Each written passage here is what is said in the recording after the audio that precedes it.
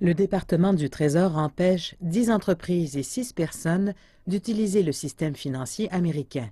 Washington prétend que chacun a contribué à l'avancement des programmes illégaux de missiles balistiques de Pyongyang. La liste comprend China Dandong Rich Earth Trading et Washington dit qu'elle a soutenu le programme nucléaire de Pyongyang. Jeffest MLLC est son directeur, une entreprise russe. Washington dit qu'elle a soutenu le développement de missiles de Pyongyang. Une institution financière chinoise appelée Mingjiang, 3 compagnies chinoises de charbon qui auraient importé du charbon de la RPDC et 3 entreprises russes, ainsi que 2 entreprises basées à Singapour pour avoir fourni du pétrole à Pyongyang.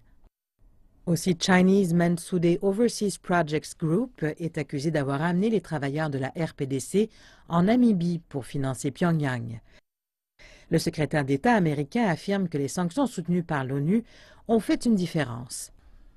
Nous n'avons eu aucun lancement de missiles depuis l'adoption du CSNU. Je tiens à souligner cela, il faut le reconnaître. Je suis ravi de constater que ce régime à Pyongyang a démontré une certaine retenue que l'on n'avait jamais vue auparavant.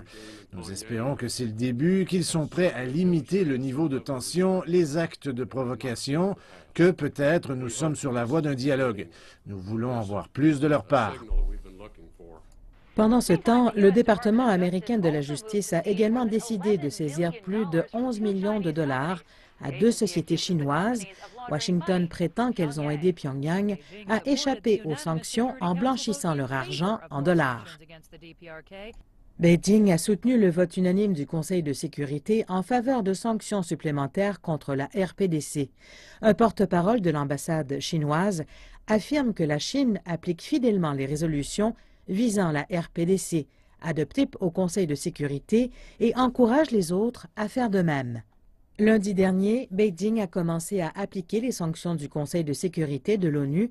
Peu de temps après, nous avons commencé à voir des commerçants chinois de fruits de mer s'arrêter à la frontière entre la RPDC et la Chine. Les camions ne pouvaient pas revenir en Chine pour vendre leurs produits.